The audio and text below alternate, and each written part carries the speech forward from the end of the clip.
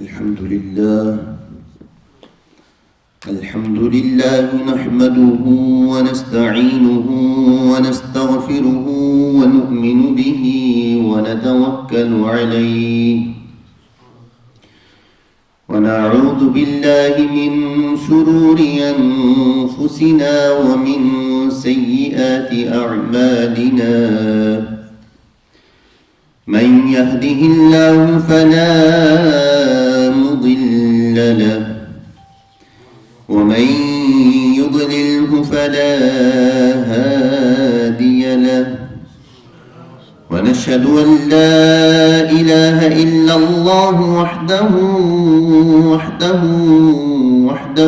لا شريك له ونشهد أن محمدًا عبده ورسوله قال الله تبارك وتعالى في القرآن المجيد والفرقان الحميد يا أيها الذين آمنوا كتب عليكم الصيام كما كتب على الذين من قبلكم لعلكم تتقون صدق الله مولانا العظيم وبلغنا رسوله النبي الكريم الأمين.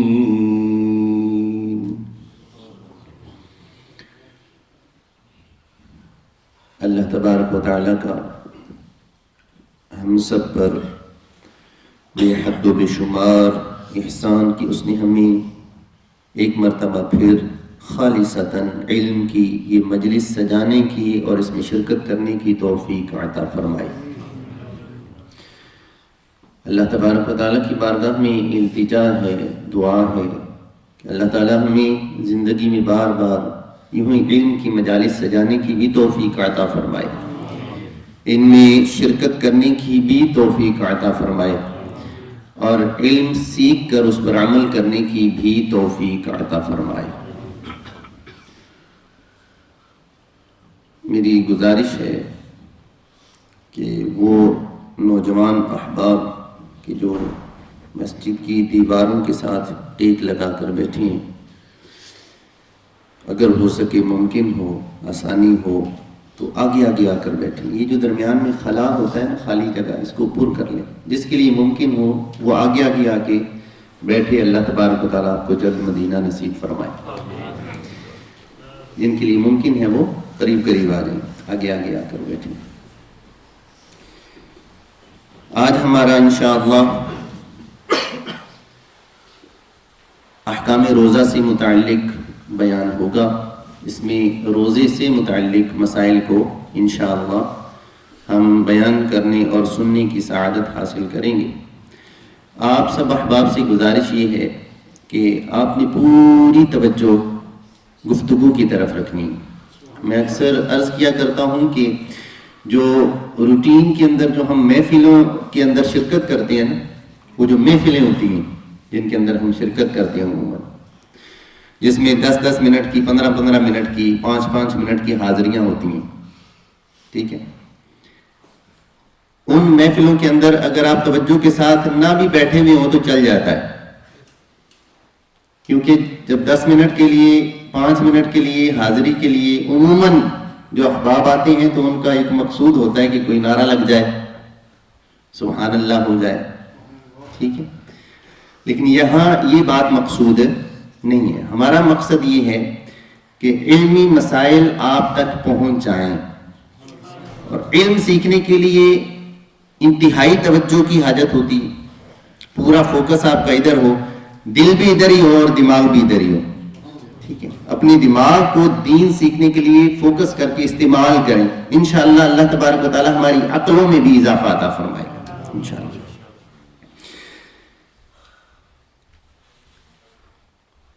بخاری شریف کی ایک حدیث پاک ہے،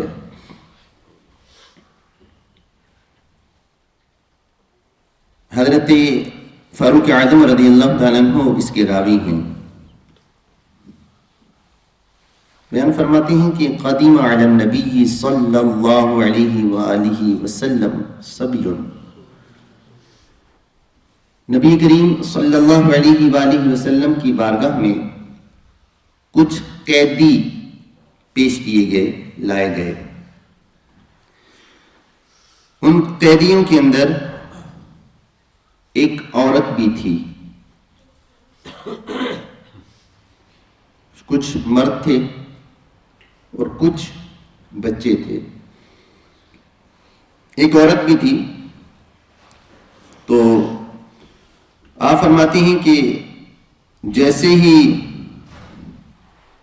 ان قیدیوں کے قید و بند کھولے گئے نا، ہاتھ وغیرہ کھولے گئے، پاؤں کھولے گئے، تو وہ عورت کی بے چینی کو بیان فرمایا کہ بڑی بے چینی سے وہ بھاگی ان قیدیوں کی طرف کے جو بچے تھے، اور جا کر بچوں کے اندر کسی بچے کو تلاش کرنے لگی، یہاں تک کہ ایک چھوٹا بچہ اسے ملا اور اسے بڑی محبت کے ساتھ، بڑی بے چینی کے ساتھ اس نے اس بچے کو اٹھایا، اپنے سینے سے لگایا اور اسے دودھ پلانا شروع کر دیا۔ وہ بچہ اس عورت کا بیٹا تھا۔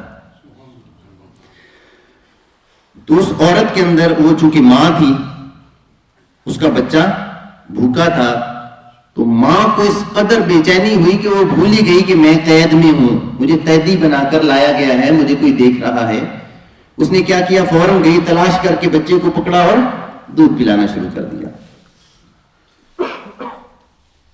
تو حضرت فاروق اعظم رضی اللہ تعالیٰ عنہ فرماتے ہیں فقال لنا النبی صلی اللہ علیہ وآلہ وسلم، یہ ماجرا حضور علیہ السلام نے دیکھا تو آقا دو عالم صلی اللہ علیہ وآلہ وسلم نے ہم سے ارشاد فرمایا اترون هذه طارحة ولدها في النار، تمہارا کیا خیال ہے یہ عورت اپنے بچے کو آگ میں ڈال سکتی ہے؟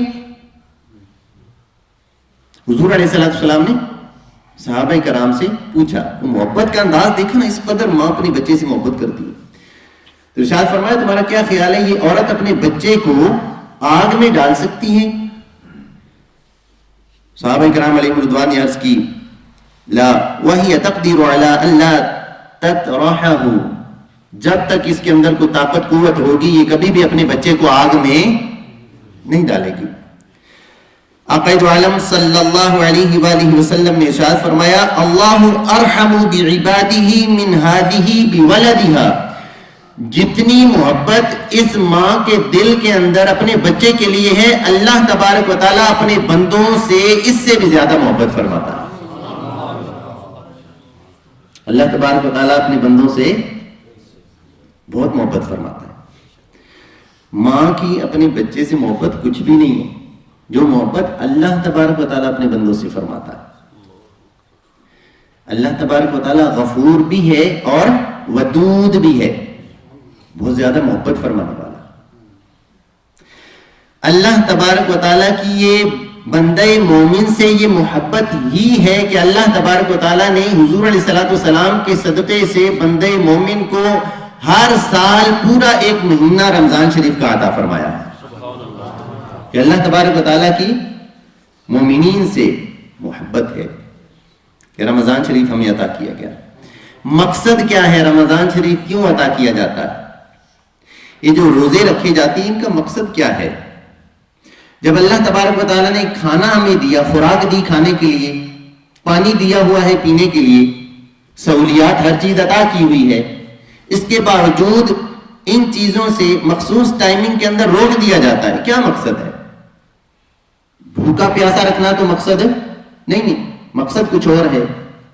وہ مقصد جو ہے روزوں کی فرض کرنے کا قرآن کے اندر اس کو بیان کیا گیا۔ سورہ بقرہ میں اللہ تبارک و تعالیٰ ارشاد فرماتا ہے یا ایھا الذین آمنوا، اے ایمان والو، کتب علیکم الصیام کما کتب علی الذین من قبلکم، تم پر ویسے ہی روزے فرض کیے گئے ہیں جیسے تم سے پہلے لوگوں پر روزے فرض کیے گئے تھے۔ کیوں روزے کیوں فرض کیے گئے؟ رمضان شریف کا مہینہ آنے والا ہے نا، ہمیں پتا ہونا چاہیے نا روزے کیوں فرض کیے گئے۔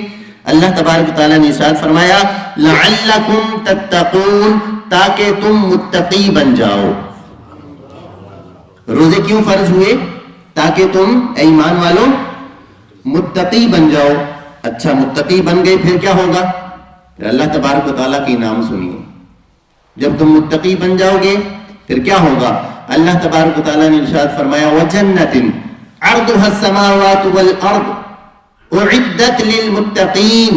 وہ جنت جس کا پھیلاؤ زمین و آسمان کے پھیلاؤ سے بھی زیادہ ہے، وہ جنت متقین کے لیے تیار کی گئی ہے. روزہ فرض کیا تاکہ تم متقی بن جاؤ، اور جب متقی بن جاؤ گے تو متقیوں کے لیے اللہ تبارک و تعالیٰ نے کیا کر رکھا ہے؟ جنت تیار کر رکھی. تو یہ اصل میں روزہ مومن کو جنت میں پہنچا دیتا ہے. حکمت. اب دیکھیے نا محبت اللہ تبارک و تعالیٰ کی مومنین سے محبت دیکھیے. روزہ فرض کر کے متقی بنا کر جنت عطا فرما رہا ہے. اچھا، ہمارے دو دشمن ہیں جو ہمارے متقی بننے میں رکاوٹ بنتے ہیں. دو دشمن، یہ انتہائی اہم باتیں ہیں. رمضان سے پہلے ان کو سمجھ لیں تاکہ کنسیپٹ کلیئر ہو کہ ہم روزہ رکھتے کیوں ہیں، یہ پورا مہینہ یہ بھوک پیاس برداشت کرتے کیوں ہیں. ایک روٹین کے مطابق چل رہا ہے، سب چل رہا ہے، سب اس کی حکمت ہمیں پتہ نہیں ہے. دو دشمن ہمارے ایسے ہیں کہ جن کو قرآن بھی دشمن کہتا ہے. ہمارے ایسے دشمن، وہ دشمن ہمیں متقی نہیں بننے دیتے کہ اگر ہم متقی بن گئے تو متقیوں کے لیے جنت ہے، اور چونکہ وہ ہمارے دشمن ہیں تو وہ نہیں چاہتے کہ ہم جنت کے اندر جائیں، اس لیے وہ ہمیں متقی نہیں بننے دیتے. وہ دشمن کون سے ہیں؟ ایک دشمن ہے شیطان، اور ایک دشمن کیا ہے؟ نفس. اللہ تبارک و تعالی مومنین پر ایسا احسان فرماتا ہے کہ رمضان المبارک کے پورے مہینے میں اللہ تبارک و تعالی ہمارے بہت بڑے ایک دشمن کو، جس کو رب فرماتا ہے کہ یہ تمہارا کھلا دشمن ہے، اس دشمن کو اللہ تبارک و تعالی پورے مہینے کے لیے قید فرما دیتا ہے. بہت بڑے دشمن کو اللہ تعالی قید کر دیتا. ایک دشمن سے جان چھوٹ گئی ایک مہینے کے لیے، لیکن آپ دیکھتے ہیں لوگ، شیطان قید کے اندر ہے، اس کے باوجود لوگ گناہ کرتے ہیں. تو شیطان تو گناہ نہیں کروا رہا، وہ تو قید میں ہے، تو اب گناہ کیوں ہو رہے ہیں؟ دوسرا دشمن آزاد ہے. وہ کیا ہے؟ نفس. ہمارا نفس یہ ہمارا دشمن ہے، ہمیں برائیوں کی طرف، نفس امارہ یہ ہمیں برائیوں کی طرف لے کر جاتا ہے. تو پھر اس نفس کو کنٹرول کرنے کے لیے اللہ تبارک و تعالیٰ نے ہمیں روزے کی نعمت عطا فرمائی ہے. روزے سے دوسرے دشمن کو کنٹرول میں لایا جا سکتا ہے. وہ کیسے؟ نفس پھلتا پھولتا ہے، تکڑا ہوتا ہے تین چیزوں سے: کھانے سے، پینے سے اور جسمانی تعلق سے. نفس کی گویا کہ نشو نما ہوتی ہے، وہ پھلتا پھولتا ہے، وہ صحت مند ہوتا ہے، زیادہ تکڑا ہو جاتا ہے. تو اللہ تبارک و تعالیٰ نے نفس کو کنٹرول میں کرنے کے لیے پورا رمضان کا مہینہ تین چیزوں پر پابندی لگا دی کہ اس مہینے کے اندر صبح صادق سے لے کر غروب آفتاب تک تم کھاؤ گے نہیں، پیو گے نہیں اور جسمانی تعلق قائم نہیں کرو گے، تاکہ تمہارا دوسرا دشمن جو ہے وہ کمزور پڑ جائے. یہ دیکھیے محبت اللہ تبارک و تعالیٰ کی. ہم آج تک روزے رکھتے آئے ہیں، ہمیں اس کی حکمتوں کا پتہ ہی نہیں کہ ہم روزہ رکھتے کیوں ہیں، یہ روزے فرض کیوں ہیں. 11 مہینے ہمیں کھلایا جاتا ہے، 12ویں مہینے میں آ کے کچھ پابندیاں جو لگائی جاتی ہیں وہ کیوں لگائی جا رہی ہیں، ہمیں اس کی حکمتوں کا علم ہی نہیں ہے. تو دو بہت بڑے دشمن، ایک دشمن کو قید میں ڈال دیا جاتا ہے اور دوسرے دشمن کو کنٹرول میں کرنے کے لیے تین چیزوں کی پریکٹس کروائی جاتی ہے کہ ایک مہینے تک تم نے اجتناب کرنا ہے، اور وہ اجتناب بھی کب؟ صبح صادق سے لے کر غروب آفتاب تک. اس کے اندر ایک اور حکمت ہے کہ اللہ تبارک و تعالیٰ نے پانی پینا کیا رکھا ہے؟ حلال. ڈرنکس پینے کیا ہیں؟ حلال ڈرنکس، حلال جب مرضی پیے. کھانا اللہ تبارک و تعالیٰ نے کس لیے عطا فرمایا ہے؟ کھانے کے لیے. یہ حلال چیزیں ہیں. اور اگر شادی شدہ ہے تو جسمانی تعلق قائم کرنا اللہ تبارک و تعالیٰ نے حلال رکھا ہے. پھر روزے کی حالت میں یہ تینوں چیزیں حرام ہو جاتی ہیں. تینوں چیزیں، کھانا پینا حلال نہیں رہتا، جسمانی تعلق حلال نہیں رہتا. کیوں؟ یہ تو حلال چیزیں تھیں. تو اللہ تبارک و تعالیٰ 11 مہینے کے بعد ایک پورا مہینہ ہمیں عطا فرماتا ہے کہ اس مہینے کے اندر مومن کی پریکٹس ہو جائے کہ جب میں تمہیں حلال چیزوں سے روکتا ہوں تو پورا مہینہ تم حلال چیزوں سے رک جاتے ہو. تو جب پورا مہینہ حلال چیزوں سے رک سکتے ہو تو 11 مہینے تم حرام چیزوں سے کیسے نہیں بچ سکتے؟ تو جب بندہ حلال چیزوں سے رک رہا ہے وہ بندہ حرام چیز کی طرف کیسے جا سکتا ہے جو چیز ہے ہی حرام؟ جو پانی نہیں پی رہا، کیوں؟ اللہ نے منع فرما دیا ہے. وہ شراب کیسے پی سکتا ہے؟ صحیح ہے. جو حلال کھانا نہیں کھا رہا وہ سود کیسے کھا سکتا ہے؟ تو یہ حلال چیزوں سے روک کر یہ ہمیں پریکٹس کروائی جاتی ہے کہ حرام چیزوں کی طرف اب نہیں جانا. تو یہ متقی بنانے کے لیے اللہ تبارک و تعالیٰ نے روزے عطا فرمائے ہیں. اللہ تعالیٰ ہمیں متقی بنا دے، اللہ تعالیٰ ہمیں تقوی عطا فرمائے، اللہ تعالیٰ ہمیں اپنا خوف نصیب فرمائے. رب فرماتے ہیں وَأَمَّا مَنْ خَافَ مَقَامَ رَبِّهِ جَنَّتَانِ، جو اللہ کی بارگاہ میں کھڑا ہونے سے ڈرا، ہر وقت ڈرتا رہتا ہے رب کی بارگاہ میں کھڑا ہونا، ایک دن پیش ہونا ہے. تو جو ڈرتا ہے اللہ تبارک و تعالیٰ ارشاد فرماتا ہے اس کے لیے 2 جنتیں. یہ انعامات ہیں، یہ احسانات ہیں اللہ تبارک و تعالیٰ کی. اللہ تبارک و تعالیٰ ہمیں ان محبتوں کو سمجھنے کی توفیق عطا فرمائے اور رمضان آنے سے پہلے اپنے آپ کو رمضان کے لیے تیار کر لینے کی توفیق عطا فرمائے اور رمضان ویسے گزارنے کی توفیق عطا فرمائے جیسے حضور علیہ السلام کے ذریعے سے ہم تک پہنچا ہے کہ رمضان یوں گزارنا. ٹھیک ہے.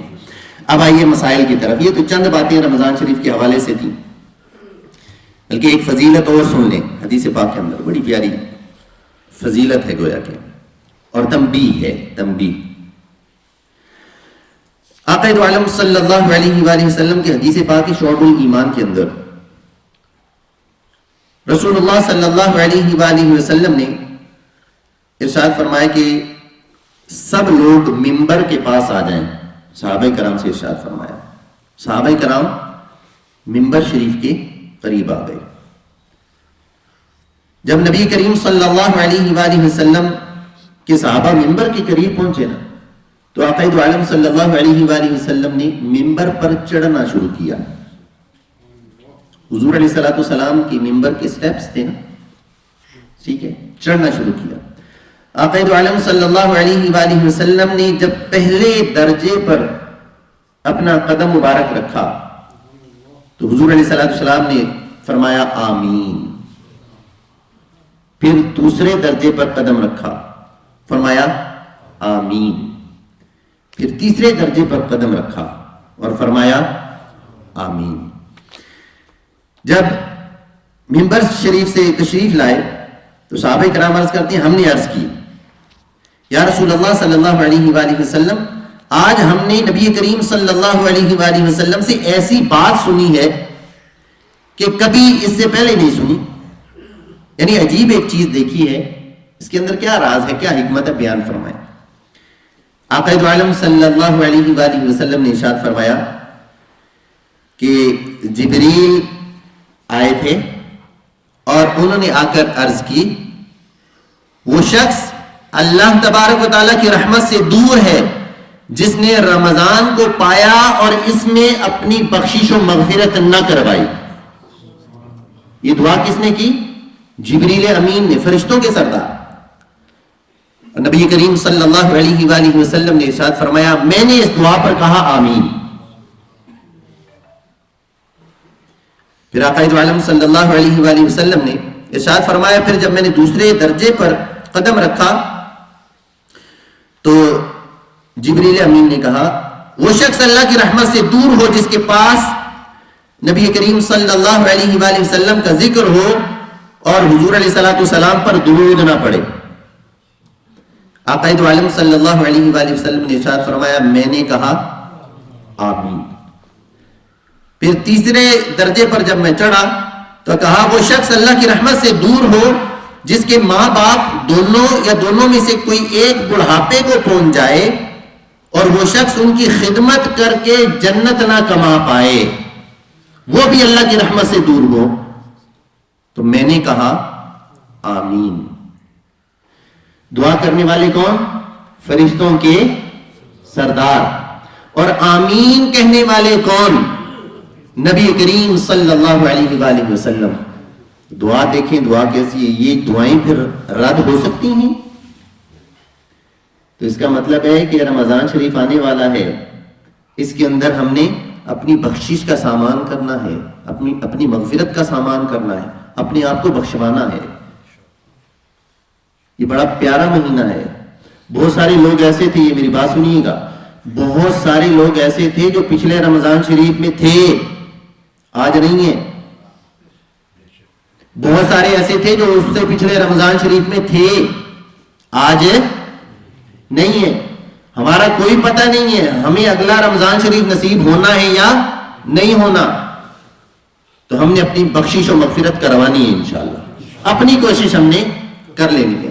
نیت کر لیں کہ رمضان شریف کے اندر جہاں ہم حلال چیزوں سے رک جاتے ہیں, ہم مسلمانوں کی غیبتوں سے بھی رک جائیں گے. ہم حرام کام کرتے ہیں کسی بھی قسم کا, اس سے بھی ہم رک جائیں گے. اگر ہماری نمازیں قضا ہوتی ہیں, نمازیں قضا کرنے سے بھی ہم رک جائیں گے. اور جو لوگ قرآن نہیں پڑھتے, عرصہ دراز ہو گیا قرآن بند ہے, قرآن ان کا بند ہے, قرآن کھلتے ہی نہیں, وہ انتظار کر رہے ہیں کسی کا انتقال ہوگا تو اصالہ ثواب کے لیے کھول کے پڑھیں گے. جن کے قرآن بند ہیں, اب میں سوال نہیں کرتا کہ آپ لوگوں سے میں پوچھوں کہ آخری مرتبہ پورا قرآن پاک کس نے کب پڑھا ہے؟ پورا قرآن پاک شاید کئیوں کے سال ہاں سال گزر گئے کہ پورا قرآن پاک پڑھنے کی توفیق انہیں نصیب نہیں ہوئی. بڑی اہم بات کر رہا ہوں میں. رمضان شریف کے اندر نیت کر لیں جس سے ہو سکے. مائیں بہنیں بھی سن رہی ہیں, ہمارے نمازی حضرات بھی سن رہی ہیں, جس کے کانوں تک میری آواز جا رہی ہے, یہ نیت کر لیں کہ اس رمضان شریف کے اندر جس سے ہو سکے وہ 3 مرتبہ قرآن پاک مکمل کمپلیٹ کرے. 3 مرتبہ, 3 عشرے ہیں نا, ہر عشرے میں ایک قرآن پاک. اگر 3 مرتبہ نہیں کر سکتے تو کم از کم 2 مرتبہ مکمل قرآن پاک پڑھ لیں. اگر 2 مرتبہ نہیں کر سکتے یار زندگی میں یہ موقع ہے, کم از کم پورے رمضان شریف میں 1 قرآن پاک تو مکمل ختم کر لیں. نیت کر لیں انشاءاللہ. اللہ تبارک و تعالیٰ آسانی فرمائے, ہمیں قرآن کی محبت نصیب فرمائے. آئیے اب روزے کے مسائل سے متعلق گفتگو انشاءاللہ. مسئلے بیان ہوں گے, آپ کی پوری توجہ چاہیے, پوری توجہ, ٹھیک ہے؟ ادھر ادھر توجہ نہیں جانی چاہیے. مجھے آپ دیکھیں گے کہ ادھر ادھر اگر کچھ ہوگا بھی تو میں ادھر دیکھوں گا نہیں. مجھے پتا ہوتا ہے کچھ ہو رہا ہے, اگر کبھی کچھ ہو رہا ہو تو میں جان بوجھ کر ادھر دیکھتا نہیں, تاکہ مسائل کی طرف پوری توجہ رہے. سب سے پہلے یہ بات سمجھ لیں کہ بعض صورتیں ایسی ہیں کہ جن میں روزہ رکھنا حرام ہو جاتا ہے. روزہ رکھنا جائز نہیں ہوتا, حرام ہوتا ہے. حالت حیض کے اندر روزہ رکھنا کیا ہے؟ حرام. حالت حیض میں عورت روزہ نہیں رکھ سکتی. حالت نفاس کے اندر روزہ رکھنا کیا ہے؟ حرام. حالت نفاس میں عورت روزہ نہیں رکھ سکتی. پھر پورے سال میں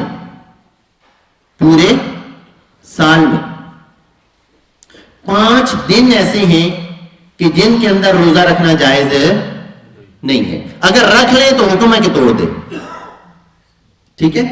کتنے دن ہے پورے سال میں جن میں روزہ نہیں رکھ سکتے؟ 5. یہ سبق ہے, یہ یاد کرنے آپ نے. ٹھیک ہے, پورے سال میں کتنے دن ہیں جن میں روزہ نہیں رکھ سکتے؟ 5 دن. 1 دن, اچھا اس میں مرد و عورت دونوں برابر ہیں, یعنی مرد بھی نہیں رکھ سکتے, عورتیں بھی ان 5 دنوں میں روزہ نہیں رکھ سکتی. اگر رکھیں تو حکم ہے کیا؟ توڑ دیں. وہ 5 دن کون سے؟ پہلا دن یاد رکھیں, عید الفطر کا دن. عید الفطر کے کتنے دن ہوتے ہیں؟ 1 ہی دن ہوتا ہے. ٹھیک ہے, عید الفطر کا دن کتنے ہوتے ہیں؟ 1. عید الفطر کے دن روزہ رکھنا کیا ہے؟ ناجائز, جائز نہیں ہے. مرد بھی نہیں رکھ سکتے, عورتیں بھی نہیں رکھ سکتی. اچھا، بعض لوگ عید الفطر کے دن روزے کے حوالے سے وہ یہ سمجھتے ہیں کہ صبح فجر کے بعد نا عید پڑھنے تک یہ روزہ ہے، اس کے بعد کچھ میٹھا کھا کے تو وہ روزہ اپنی طرف سے کھولتے ہیں. تو یہ بھئی روزہ نہیں ہے، یہ کچھ نہیں ہے جس کو آپ کھول رہے ہیں. ٹھیک ہے، روزہ اس کو نہیں کہتے. تو عید الفطر والے دن روزہ رکھنا کیا ہے؟ ناجائز. صاحب بہاری شریعت نے اس کو مکروہ تحریمی لکھا، جائز نہیں ہے. پھر دوسری عید کون سی ہوتی ہے؟ عید الاضحیٰ، بڑی عید جس کو آپ کہتے ہیں، قربانی کی عید جس کو آپ کہتے ہیں. قربانی کی عید میں 4 دن ایسے ہیں جن کو ایام تشریق کہا جاتا ہے، ان کے اندر روزہ رکھنا بھی جائز نہیں ہے. 10 ذی الحجۃ الحرام یعنی عید کا پہلا دن، دوسرا دن، تیسرا دن اور چوتھا دن، یہ 4 دن. بڑی عید کا پہلا دن، دوسرا دن، تیسرا دن اور چوتھا دن، یہ 4 دن بھی روزہ رکھنا جائز نہیں ہے. یہ سبق یاد ہو گیا سب کو کہ 5 دن ایسے ہیں جن میں روزہ نہیں رکھ سکتے، نہ مرد روزہ رکھ سکتے ہیں نہ عورتیں روزہ رکھ سکتی ہیں. وہ 5 دن کون سی ہیں؟ ایک چھوٹی عید کا دن، عید الفطر کا دن، رمضان کے بعد جو عید آتی ہے ایک وہ والا دن، اور 4 بڑی عید کے دن، یعنی بڑی عید کا پہلا دن، دوسرا دن، تیسرا دن، چوتھا دن. یہ 5 دن سال میں ایسے ہیں جن میں آپ روزہ نہیں رکھ سکتے، مرد بھی نہیں رکھ سکتے، عورتیں بھی نہیں رکھ سکتے. اچھا، اب آئیے رمضان شریف کے روزوں سے متعلق گفتگو. کچھ عذر ایسے ہوتے ہیں کہ وہ عذر اگر پائے جائیں، کچھ اعذار ایسے ہوتے ہیں کہ وہ اعذار اگر پائے جائیں تو رمضان المبارک کا روزہ چھوڑ دینا شریعت اس کی اجازت دیتی ہے کہ رمضان شریف اگرچہ چل رہا ہے، رمضان شریف کا روزہ اس عذر کی وجہ سے چھوڑا جا سکتا ہے. تو وہ کون سا عذر ہے جس کی وجہ سے رمضان شریف کا روزہ چھوڑنا جائز ہے؟ بعد میں اس کی قضا رکھنی ہوگی. وہ اعذار سن لیں، وہ باتیں سن لیں کہ جن کی وجہ سے روزہ چھوڑنا جائز ہو جاتا ہے. اس کے علاوہ، ان چیزوں کے علاوہ روزہ چھوڑنا جائز نہیں ہے، سخت گناہ ہے. ان میں سے سب سے پہلی چیز ہے مسافر. مسافر کے لیے جائز ہے کہ حالت سفر میں، مسافر کون ہوتا ہے؟ جو کم از کم 92 کلومیٹر کے ارادے سے اپنے شہر یا اپنے گاؤں سے باہر ہو جائے، اور اس کا ارادہ کیا ہے کہ 92 کلومیٹر یا اس سے زیادہ دور مجھے جانا ہے. وہ کیا ہے؟ شخص شرعی مسافر. تو مسافر جس کا شرعی سفر شروع ہو چکا ہے، سفر کے دوران جو سحری کا اسے وقت آئے تو اس کے لیے یہ جائز ہے کہ وہ روزہ چھوڑ سکتا ہے. جائز ہے، فرض واجب نہیں ہے. سفر کے اندر بھی اگر وہ روزہ رکھنا چاہے تو افضل ہے، رکھ لے، اجازت ہے، رکھ سکتا ہے. لیکن اگر چھوڑنا چاہے تو روزہ چھوڑ سکتا ہے. یہ یاد رہے، کون چھوڑ سکتا ہے؟ جو مسافر ہو. اور مسافر کب بندہ بنتا ہے؟ جب اپنے شہر سے، اپنے گاؤں سے نکل چکا ہو اور 92 کلومیٹر یا اس سے زائد دور جانے کا ارادہ ہو، اور سحری کا وقت وہ کہاں پائے؟ سفر کے اندر. اگر گھر کے اندر ہے، اس نے نکلنا ہے، آج سفر پہ نکلنا ہے جی، گھر کے اندر ہے، سحری کا وقت گھر کے اندر ہی پا رہا ہے، نکلنا ہے اس نے صبح 10 بجے، 9 بجے، 6 بجے، 7 بجے، اور سحری بند ہو رہی ہے 5 بجے، 4 بجے. تو اب جب سحری کا وقت ہے، وہ شخص مسافر نہیں، اس کے لیے روزہ چھوڑنا جائز نہیں. ہاں، اس کا سفر شروع ہو چکا ہے، گھر سے وہ نکل چکا ہے، ایئرپورٹ کے لیے پاکستان جانے کا ارادہ ہے، ایئرپورٹ کے لیے نکل چکا، اپنے شہر سے نکل چکا ہے. اب سحری کا وقت آ رہا ہے جس کو آپ روزہ بند کرنے کا وقت کہتے ہیں، سحری کا وقت. وہ سحری کا وقت اسے کہاں مل رہا ہے؟ سفر کے دوران. تو سفر کے دوران سحری کا وقت مل رہا ہے، یہ شخص ہے مسافر، اور اس کو روزہ مل رہا ہے سفر کے دوران. اس کے لیے اجازت ہے کہ یہ چونکہ مسافر ہے، یہ روزہ چھوڑنا چاہے تو چھوڑ سکتا ہے. جتنے روزے چھوڑے گا بعد میں ان کی قضا رکھنا، یہ کیا ہے؟ فرض. تو یہ تو ہو گیا مسافر کا مسئلہ. اچھا، یہ بھی ذہن میں رکھیں، روزہ رکھنا چاہے تو رکھ سکتا ہے، کوئی فرض واجب نہیں ہے کہ چھوڑنا ہی چھوڑنا ہے. بہت سارے لوگ ایسے ہیں کہ چونکہ سفر کی آج کل سہولتیں ہیں تو وہ سفر کے اندر روزہ رکھ سکتے ہیں، اور اگر کوئی چھوڑنا چاہے تو اس پر گناہ بھی نہیں ہے. تو حالت سفر میں اگر کوئی روزہ دار نہ ہو تو اس کو پکڑ کے ڈانٹنے کی ضرورت نہیں ہوئی. کھا پی رہے ہو، شرم نہیں آتی؟ رمضان شریف ہے، ٹھیک ہے، شرعی عذر ہے, شریعت نے اس کو اجازت دی ہے, تو آپ کون ہوتے ہیں روکنے والے؟ ٹھیک ہے, تو مسافر کے لیے اجازت ہے, وہ روزہ چھوڑ سکتا ہے. دوسری چیز جس کی وجہ سے روزہ چھوڑا جا سکتا ہے وہ ہے حاملہ عورت, حمل والی عورت, یعنی ایسی عورت جس کے پیٹ میں بچہ ہے. یہ عورت بھی کچھ شرائط ہیں جو اگر پائی جائیں تو یہ عورت بھی روزہ چھوڑ سکتی ہے, رمضان شریف کا روزہ چھوڑ سکتی ہے. بعد میں یہ یاد رکھیں, جو میں کہہ رہا ہوں روزہ چھوڑ سکتی ہے یا چھوڑ سکتا ہے, بعد میں جتنے روزے چھوڑیں ان کی قضا رکھنا ہوگی. ٹھیک ہے, تو یہ عورت جو حمل والی ہے, یہ اگر اس کو اپنی جان جانے کا خطرہ ہے, روزہ رکھے گی تو جان ہی چلی جائے گی, یا پھر بچے کی جان کو خطرہ ہے. بعض خواتین بہت کمزور ہوتی ہیں, اگر روزہ رکھیں گی تو بچے کی جان کو خطرہ ہے یا اپنی جان کو خطرہ ہے. یہ ظن غالب ہے کہ واقعی جان کو خطرہ ہے, تو ایسی صورت میں حاملہ عورت کے لیے روزہ چھوڑنا یہ جائز ہے. جتنے روزے چھوڑے گی بعد میں ان روزوں کی کیا کریں گی؟ قضا کریں گی. لیکن ہر حاملہ عورت کے لیے روزہ چھوڑنا جائز نہیں ہے. بات صحت مند ہوتی ہیں, روزہ رکھنا ان کے لیے کوئی مسئلہ ہی نہیں ہوتا, تو ان کے لیے روزہ چھوڑنا جائز نہیں ہے, ان کو روزہ رکھنا ہوگا. اسی طرح دودھ پلانے والی عورت جو بچے کو دودھ پلا رہی ہے, اس کے لیے بھی روزہ چھوڑنا جائز ہے, لیکن اس میں بھی یہی شرط ہے کہ اگر روزہ رکھے گی تو انتہائی کمزوری ہو جائے گی, بیمار پڑ جائے گی, یا جان جانے کا خطرہ ہے, یا بچے کو دودھ پلاتی ہے تو بچے کی جان جانے کا خطرہ ہے یا مسئلہ پیدا ہو جائے گا. تو واقعتاً اگر ایسا معاملہ ہے تو دودھ پلانے والی عورت کے لیے بھی یہ بات جائز ہے کہ وہ رمضان شریف کا روزہ چھوڑ سکتی ہے, یہ عذر ہے. جتنے روزے چھوڑے بعد میں وہ روزے رکھنے ہوں گے. چوتھی چیز ہے مرض, مریض جو ہے بیمار, وہ بھی روزہ چھوڑ سکتا ہے. کون سا مریض؟ جس کے سر میں درد ہو, دانت میں, داڑھ میں درد ہو, تھوڑا سا جو ہے نا وہ ٹانگ میں درد ہو جائے, وہ والا مریض نہیں. مریض سے مراد وہ والا مریض کہ جسے یہ خطرہ ہے کہ اگر روزہ رکھوں گا تو مر جاؤں گا, یا روزہ رکھوں گا تو دیر سے میرا مرض ٹھیک ہوگا, مرض بہت زیادہ بڑھ جائے گا, شدت تکلیف برداشت نہیں ہو سکے گی, یا اس کو ڈاکٹر کہہ دے کہ بھئی اگر روزہ رکھو گے تو مر جاؤ گے, روزہ رکھو گے تو تمہاری تکلیف بیماری اور زیادہ بہت زیادہ بڑھ جائے گی. اگر ایسی کیفیت مرض کی ہے تو ایسے مریض کے لیے روزہ چھوڑنا جائز ہے. جتنے روزے چھوڑے گا بعد میں ان روزوں کی قضا کرے. اسی طرح ایک عذر ہے بڑھاپا. بعض مرد حضرات, خواتین جو عمر کے اس حصے کو پہنچ چکے ہوتے ہیں کہ جہاں پر آ کر اب طاقت ہی نہیں ہے, جسم کے اندر ہمت ہی نہیں ہے کہ روزہ رکھ سکیں, تو ایسا بڑھاپا, اس کی کوئی ایج نہیں ہے. بعض لوگ 100 سال کی عمر میں, بلکہ 100 سال کے اوپر بھی, بلکہ میں آپ کو بتاؤں 120-25 سال کی عمر کا بندہ بھی روزہ رکھتے ہوئے میں نے دیکھا ہے. ٹھیک ہے, تگڑے ہوتے ہیں بعض, اللہ تعالیٰ نے توفیق جس کو ہمت طاقت دی ہوئی ہو. تو عمر کی کوئی قید نہیں ہے. بڑھاپا اتنا ہو گیا, جسم اتنا کمزور ہو گیا, مسائل اتنے پیدا ہو گئے کہ اب اس کو پتا کہ میں روزہ رکھ ہی نہیں سکتا.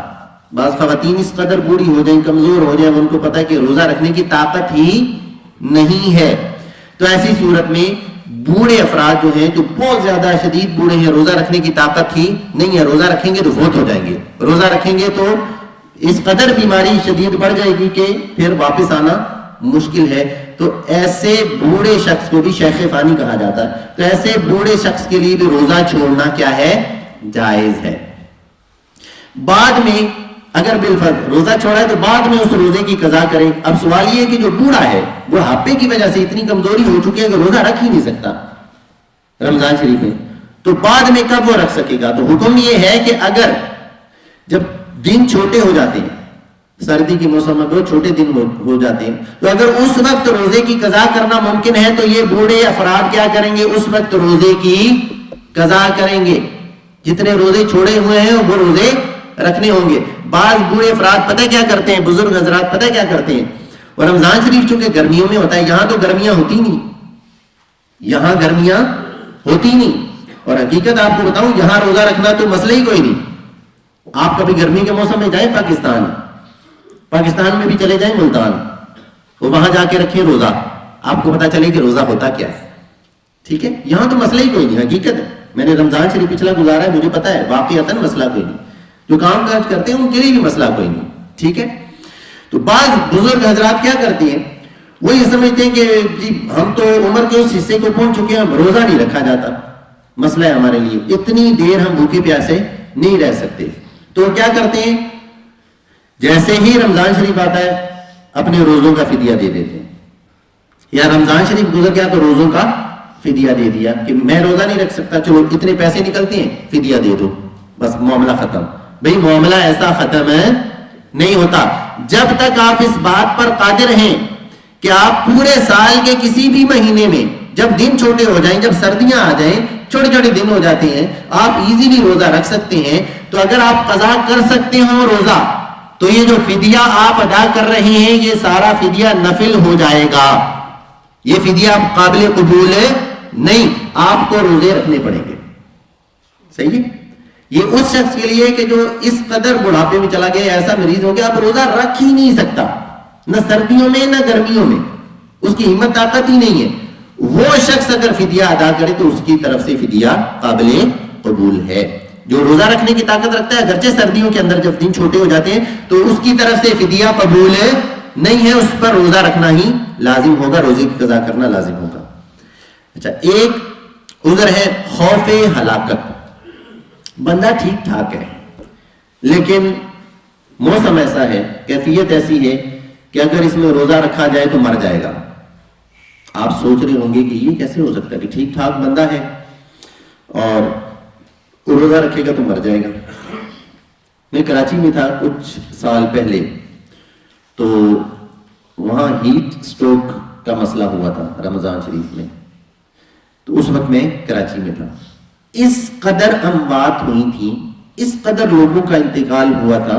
چلتا چلتا شخص ٹھیک ٹھاک روڈ پر چلتا ہوا شخص روزہ دار وہ گر کے فوت ہو جاتا, چلتا ہوا شخص ٹھیک ٹھاک. اس قدر اموات ہوئی تھی, قبرستانوں کے اندر جگہ ختم ہو گئی تھی. پھر مفتیان کرام کے پاس مسئلہ آیا تو انہوں نے اس کا حل پیش کیا کہ اگر بھی اس قدر موسم کے اندر شدت آ گئی ہے کہ آپ کو پتا ہے کہ اس موسم میں نے روزہ رکھ لیا نا تو مر جاؤں گا, کیفیت یہ تھی. اور میں آپ کو یہ وہاں کی واقعاتاً کیفیت بتا رہا ہوں کہ کیفیت یہ تھی کہ ٹھنڈا پانی نہانے کے لیے, ٹھنڈا پانی, اس شدید قسم کی گرمی میں ٹھنڈا پانی پورے کراچی میں تھا ہی نہیں. جس پانی سے غسل ہوتا تھا وہ پانی اس قدر گرم کہ آپ کے جو بوائلر ہیں وہ کیا پانی گرم کرتے ہوں گے, جو کراچی کی گرمی نے پانی گرم کیا تھا, اس قدر شدید گرمی. لیکن اللہ تبارک و تعالیٰ کے فضل و کرم سے روزہ رکھنے والوں نے اس موسم کے اندر بھی روزے رکھے, الحمدللہ. جس کو مزہ آ جاتا ہے نا, جس کو لطف آ جاتا ہے نا عبادت کا, پھر اس کے لیے کوئی چیز مشکل نہیں رہتی. لیکن یہ شریعت کی طرف سے آسانی ہے. یہ دیکھو, یہ آسانیاں ہیں ساری جو بتائی جا رہی ہے شریعت کی طرف سے. ٹھیک ہے, تو اگر ہلاکت کا خوف ہو کہ مر جاؤں گا روزہ رکھوں گا تو ایسی صورت میں بھی روزہ چھوڑنے کی اجازت ہے. بعد میں جب موسم اچھا ہو جائے تو ان جتنے روزے چھوڑے ان کی قضا رکھنا ہوگی. ایک اور ہے عذر, وہ ہے اکراہ. اکراہ کیا ہے؟ کوئی گن پوائنٹ پہ آپ کو کہے کہ روزہ نہیں رکھے گا, تو آپ کو پتا ہے بندہ ایسا ہے بھئی اگر میں روزہ رکھا نا واقعی گولی مار دے گا, قتل کر دے گا. اس تلف کرنے کی, ہاتھ کاٹ دینے کی کوئی دھمکی, روزہ رکھا نا ہاتھ کاٹ دوں گا, بازو کاٹ دوں گا, اور آپ کو پتا ہے کہ یہ بات نہیں کر رہا, یہ واقعی ایسا کر دے گا. تو اب یہ مجبوری ایسی ہے کہ شریعت آپ کو اجازت دیتی ہے کہ آپ روزہ چھوڑ سکتے ہیں. ٹھیک ہے, تو یہ چند وہ چیزیں تھیں جن کی وجہ سے روزہ چھوڑا جا سکتا ہے. جتنے روزے چھوڑے بعد میں ان روزوں کی قضا کرنا ہوگی. وہ خواتین جو حیض و نفاس کی وجہ سے جن کے روزے چھوٹ جاتے ہیں, ان روزوں کی قضا بھی بعد میں کرنا کیا ہے؟ فرض. چھوڑ نہیں سکتے, بس چھوڑ کے تو بس معاف نہیں, ان روزوں کی کیا کرنا ہوگی؟ بعد میں قضا کرنا ہوگی. اب چند چیزیں اور جو انتہائی اہم ہیں وہ سماعت کریں کہ اصل میں تھوڑی سی درمیان میں ایک بات کر دوں. یہ جو روزے کا ٹاپک ہم نے شروع کیا نا, اس کے لیے کم از کم جو اس کا مطالعہ میرے جو ذہن کے اندر ہے نا, اس کے مسائل میرے ذہن کے اندر ہے, اس کے لیے کم از کم کوئی 3 گھنٹے کی نشست چاہیے. کم از کم 3 گھنٹے کی نشست جس کے اندر پورے بالکل پھر بھی پورے تو نہیں یعنی سیر حاصل روزے کے مسائل بیان ہو سکتے ہیں. تو ہمارے پاس اتنا وقت نہیں ہے, جس قدر ضروری مسائل آپ تک پہنچ سکے انشاءاللہ وہ ہم پہنچانے کی کوشش کرتے ہیں. اچھا, روزے کی نیت کا وقت کیا ہے, کب سے کب تک روزے کی نیت کی جا سکتی ہے, یہ انتہائی اہم مسئلہ ہے. یہ یاد رکھیں کہ روزہ کہتے کسی ہیں صبح صادق سے لے کر غروب آفتاب تک. صبح صادق سے مراد جب نماز فجر کا وقت شروع ہوتا ہے تو روزے کا وقت, سحری کھانے کا وقت ختم ہوتا ہے, فجر کا وقت شروع ہوتا ہے صبح صادق کا وقت. صبح صادق سے لے کر غروب آفتاب تک کھانے پینے اور جسمانی تعلق سے اپنے آپ کو عبادت کی نیت سے روک لینا, یہ ہے روزہ. اس کو کہتے ہیں روزہ. اب روزے کی نیت کب سے کب تک کی جا سکتی ہے؟ غروب آفتاب سے لے کر, یعنی کل ہم نے مثال کے طور پر کل پہلا روزہ ہے تو روزے کی نیت کب سے کب تک کی جا سکتی ہے؟ رمضان کے روزے کی بات کر رہا ہوں. غروب آفتاب, آج غروب آفتاب سے لے کر, یعنی جب مغرب کا وقت شروع ہو جاتا ہے, غروب آفتاب سے لے کر اگلے دن, جس دن روزہ رکھنا ہے اگلے دن, جس کو ہم کہتے ہیں نا زوال کا وقت شروع ہو گیا, زوال کا وقت شروع ہونے سے پہلے پہلے, غروب آفتاب سے لے کر اگلے دن زوال کا وقت شروع ہونے سے پہلے پہلے روزے کی نیت کر لیں, رمضان کے ادا روزے کی نیت کر لیں تو روزہ ہو جاتا ہے. ہاں, نیت کب کر لینی چاہیے؟ سحری کا وقت ختم جب ہوتا ہے, یعنی جب فجر کا وقت شروع ہوتا ہے, صبح صادق سے پہلے پہلے روزہ بند کر لینا چاہیے, جس کو آپ روزہ بند کرنا کہتے ہیں. ٹھیک ہے, کر لینا چاہیے, نیت وغیرہ کر لینی چاہیے. لیکن بالفرض اگر کوئی اس کا ارادہ ہے روزہ رکھنے کا, رات کو سویا, صبح آنکھ نہیں کھلی, روزہ بند ہوتا ہے مثال کے طور پر 5 بجے, اس کی آنکھ کھلتی ہے 7 بجے, اب وہ کیا کرے؟ کیا فوراً اٹھے اور اٹھ کر ایک گلاس پانی کا پی کے روزہ رکھ لے؟ ایسا کر سکتا ہے؟ اٹھ کے تھوڑا سا کھانا کھا کے روزہ رکھ لے, ایسا کر سکتا ہے؟ نہیں. روزہ رکھنے جب آپ روزے کا ٹائم پیریڈ شروع ہو چکا ہے تو زوال کے وقت سے پہلے پہلے آپ نیت کر سکتے ہیں, لیکن اس کے لیے شرط یہ ہے, 2 چیزیں شرط ہے. ایک تو یہ کہ آپ نیت یہ کریں گے کہ صبح صادق سے لے کر اب تک میں کیا ہوں؟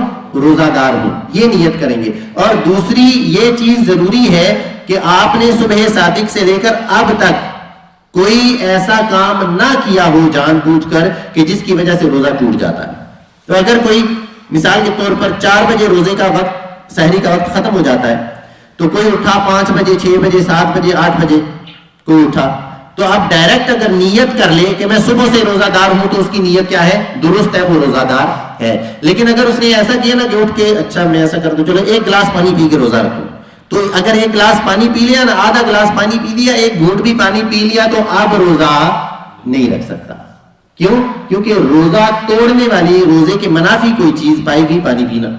ٹھیک ہے, تو آپ وہ روزہ نہیں رکھ سکتا. تو کئی لوگوں کے ساتھ یہ مسئلہ پیش آتا ہے کہ ان کی آنکھ نہیں کھلتی, لیٹ آنکھ کھلتی ہے, تو لیٹ آنکھ اگر کھلے بالفرض اور زوال کے وقت سے پہلے پہلے آنکھ کھل جائے تو ایسی صورت میں یہ نیت کر لیں کہ میں صبح صادق سے روزہ دار ہوں, اور کوئی چیز کھائیں پیئیں نہ, کوئی کام ایسا نہ کریں جو روزے کے منافی ہو, کرنا روزہ نہیں ہوگا. اچھا, بعض لوگ یہ سمجھتے ہیں کہ جب تک فلاں مسجد کی اذان نہ ہو تب تک کھاتے پیتے رہو. بعض لوگ یہ سمجھتے ہیں کہ مسجد سے, پاکستان میں بھی ایسا ہوتا ہے, کچھ سائرن کی آواز آئے گی تو روزہ بند کریں گے, تب تک کھاتے پیتے رہو. صحیح ہے, یہ یاد رکھیں کہ روزہ بند کرنے کا اور روزہ کھولنے کا ایک وقت مقرر ہے. اس کو وقت کے مطابق لے کر چلیں گے. کسی مسجد کی اذان یا کسی مسجد کا ایونٹ کیلنڈر, کسی مسجد سے اٹھنے والی آواز, کوئی امام صاحب, کوئی قاری صاحب جو آپ کو کہیں روزہ کھول لو, روزہ بند کر لو, ان کا کوئی اعتبار نہیں ہے. اصل کیا ہے؟ ٹائم کے مطابق صبح صادق سے پہلے پہلے آپ روزے کی نیت کر لیں اور غروب آفتاب جب ہو جائے اس ٹائم روزہ کھول لیں. تو یہ ٹائم کے مطابق چلنا ضروری ہے. کسی اذان کو فالو کرنا, کسی مسجد کو فالو کرنا یہ ضروری نہیں ہے.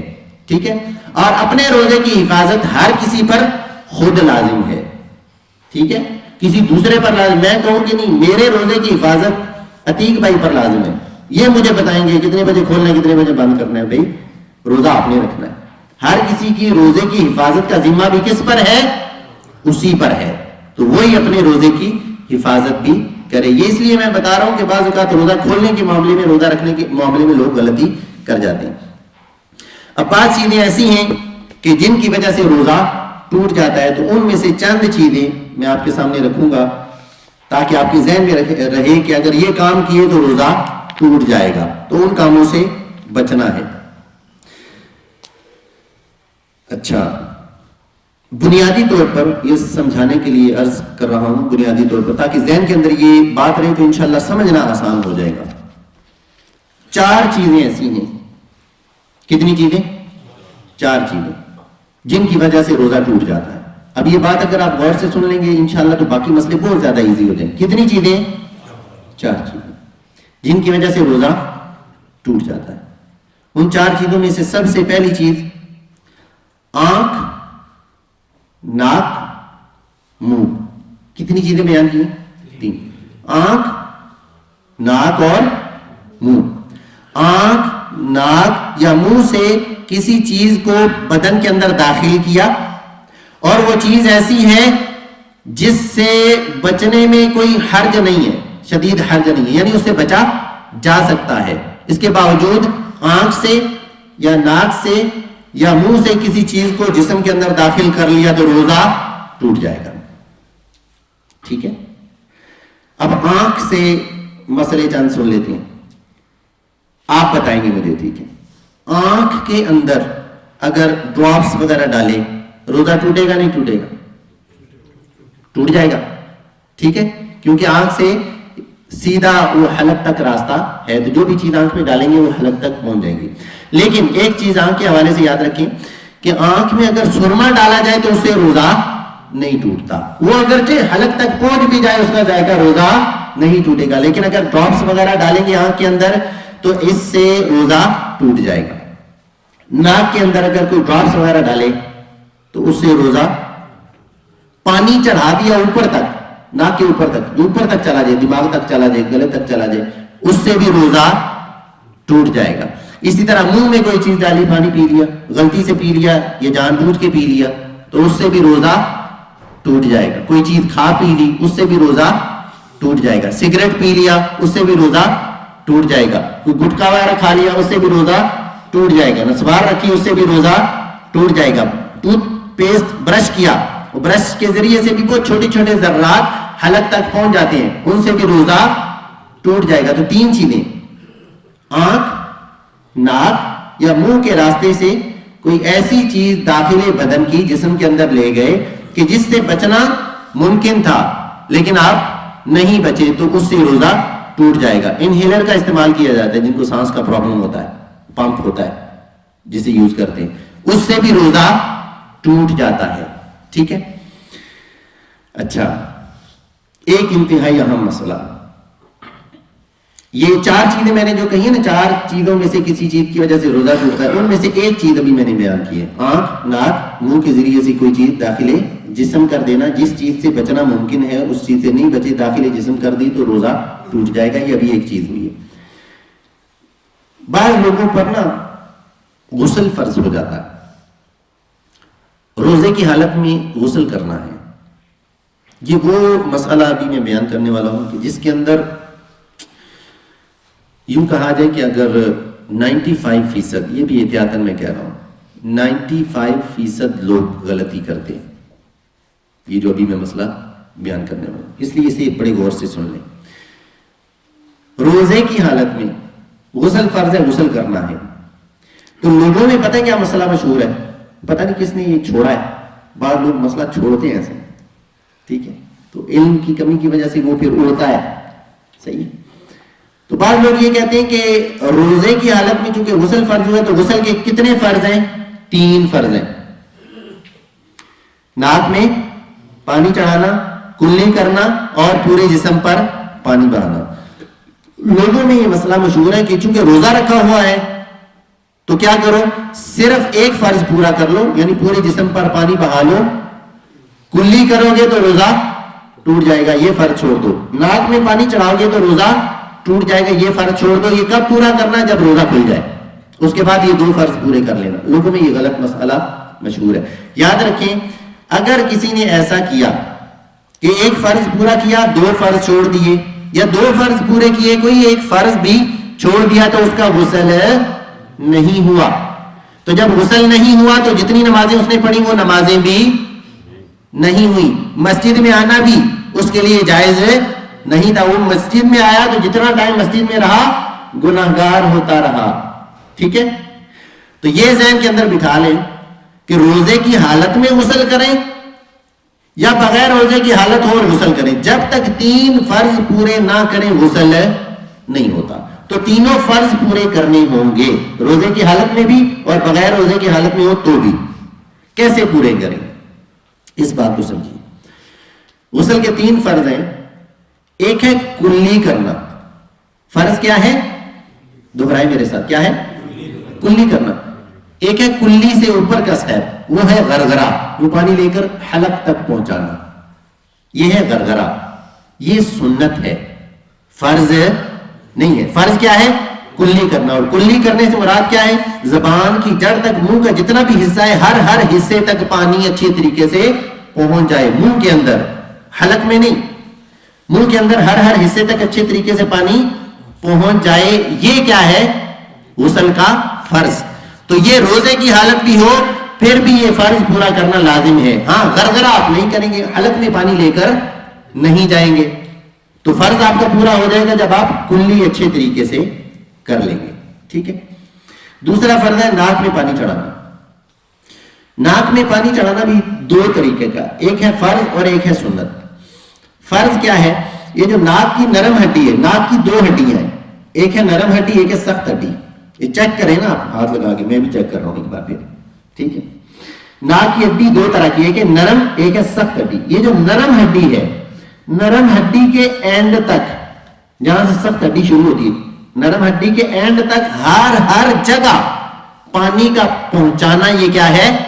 فرض. پانی پہنچ گئے ہر جگہ. نرم ہڈی کے پورا حصہ جتنا بھی بنتا ہے اس تک پانی کا پہنچنا کیا ہے؟ فرض. غسل کے اندر جب یہاں تک پانی پہنچ گیا تو آپ کا غسل کا فرض ادا ہو گیا. اب عام دنوں میں ہم کیا کرتے ہیں کہ پانی اوپر تک چڑھاتے ہیں، یوں دماغ تک جاتا ہے، اوپر تک جاتا ہے، ناک کی آخری جڑ تک پانی جاتا ہے. تو یہ آخری جڑ تک پانی پہنچانا فرض نہیں ہے بلکہ کیا ہے؟ سنت. کیا ہے؟ سنت. تو روزے کی حالت میں یہ نہیں کریں گے آپ. ہاں فرض پورا کریں گے. فرض کیا ہے؟ یہ نرم ہڈی کا جتنا حصہ ہے اس پورے حصے تک پانی کا پہنچانا یہ فرض ہے، اور یہ روزے کی حالت میں بھی آپ پورا کریں گے. اور تیسرا فرض آسان ہے کہ پورے جسم پر پانی بہایا جائے. تو روزے کی حالت میں بھی غسل کے تینوں فرض پورے کیے جائیں گے. ہاں اگر کسی نے پانی اوپر چڑھا دیا، دماغ میں چڑھ گیا، حلق میں اتر گیا، یا پھر کلی کرتے ہوئے پانی نیچے لے گیا، کوئی گلے سے پانی نیچے کچھ قطرے بھی اگر اتر گئے، غلطی سے اترے یا جان بوجھ کر اترے، روزہ ٹوٹ جائے گا. تو احتیاط ضروری ہے. اسی طرح اگر کوئی وضو کر رہا ہے اور کلی کرتے ہوئے غلطی سے، ایک ہے بھولے سے اور ایک ہے غلطی سے، دونوں میں فرق ہوتا ہے. ایک ہے سہون، بھول کر کوئی کام کرنا، صحیح ہے، اور ایک ہوتا ہے خطاً، غلطی سے کوئی کام کرنا. دونوں میں فرق ہے. اگر غلطی سے کوئی کام ہو گیا روزہ ٹوٹ جائے گا. جیسے آپ کلی کر رہے تھے، یاد ہے آپ کو، آپ روزہ دار کلی کر رہے تھے، بے احتیاطی کی غلطی سے پانی نیچے اتر گیا حلق سے، اگرچہ 2-4 قطرے ہی اترے، روزہ ٹوٹ جائے گا. اور ایک ہے بھولے سے کچھ قطرے پانی کے اتر گئے، کلی کر رہے تھے، آپ کو ذہن میں نہیں رہا کہ روزہ ہے، جیسے کہ شروع کے دنوں میں بندے کے ذہن میں نہیں رہتا کہ روزہ، یاد ہی نہیں آپ کو، آپ کلی کر رہے تھے اور پانی نیچے چلا گیا، بلکہ بھولے سے تو آپ پورا گلاس پانی کا بھر کے پی گئے، اس کے بعد یاد آیا وہ میں تو روزہ دار تھا. تو چونکہ بھولے سے آپ نے پانی پیا، بھولنے سے روزہ نہیں ٹوٹتا. ٹھیک ہے. غلطی سے اگر پانی اتر گیا تو روزہ ٹوٹ جائے گا. اچھا، اسی طرح ڈرپ لگوانے سے، انجیکشن لگوانے سے روزہ نہیں ٹوٹتا. چاہے گوشت کے اندر انجیکشن لگوائیں یا پھر وہ نسوں کے اندر انجیکشن لگوایا جاتا ہے یا پھر ڈرپ لگوائیں، ان چیزوں سے روزہ نہیں ٹوٹتا. خون نکلوائیں تو بھی روزہ نہیں ٹوٹتا. ٹھیک ہے, تو یہی بات آپ ذہن کے اندر رکھیں جو آپ کو بتائی جا رہی ہے. ہاں اس میں اختلاف ضرور ہے لیکن جمہور فقہا اسی طرف ہیں اور میرا اپنا موقف بھی یہی ہے, ہمارے اساتذہ کا موقف بھی یہی ہے اور بہتر بھی یہی ہے جو میں آپ کو بیان کر رہا ہوں. انجیکشن لگوانے سے, چاہے وہ نس میں لگوائیں, گوشت میں لگوائیں, ڈرپ لگوانے سے روزہ نہیں ٹوٹتا. ہاں جان بوجھ کر روزے کی حالت میں یہ کام نہ کریں, بچیں. ٹھیک ہے, چونکہ اختلافی مسئلہ ہے تو اس لیے انجیکشن وغیرہ روزے کی حالت میں جان بوجھ کر نہ لگوائیں. اگر آپ کے پاس آپشن ہے تو روزہ کھل جانے کے بعد آپ انجیکشن وغیرہ لگوائیں, لیکن اگر کسی نے لگوا لیا تو روزہ نہیں ٹوٹے گا. اچھا, میں نے کہا تھا کہ 3-4 چیزیں ایسی ہیں جن کی وجہ سے روزہ ٹوٹتا ہے. ان میں سے پہلی چیز میں نے بیان کی تھی, ناک میں, آنکھ میں, منہ میں کوئی ایسی چیز داخل کی جس سے بچنا ممکن ہے تو اندر چلی گئی تو روزہ ٹوٹ جائے گا. کان کے اندر اگر کوئی دوائی ڈالے یا کوئی پانی ڈالے تو کیا اس سے روزہ ٹوٹے گا یا نہیں؟ یہ یاد رکھیں کہ کان کے اندر سے کوئی ایسا راستہ نہیں ہے جو گلے تک جاتا ہو. ٹھیک ہے, تو کان کے اندر اگر کوئی ڈراپس ڈالے, کوئی دوائی ڈالی, کوئی تیل ڈالا یا کوئی بھی پانی ڈالا, خود جان بوجھ کے ڈالا تو بھی روزہ نہیں ٹوٹے گا. یہ یاد رکھیے گا, کان کی بات کر رہا ہوں. کان میں اگر کوئی چیز ڈالی تو روزہ نہیں ٹوٹے گا. ہاں ایک صورت میں روزہ ٹوٹ سکتا ہے. بعض لوگ ایسے ہوتے ہیں جن کے کان کا پردہ پھٹا ہوا ہوتا ہے, اس کی نشانی ہوتی ہے, پتہ جس کا کان کا پردہ پھٹا ہوا نا اسے بڑے اچھے طریقے سے پتا ہوتا ہے کہ میرا کان کا پردہ پھٹا ہوا.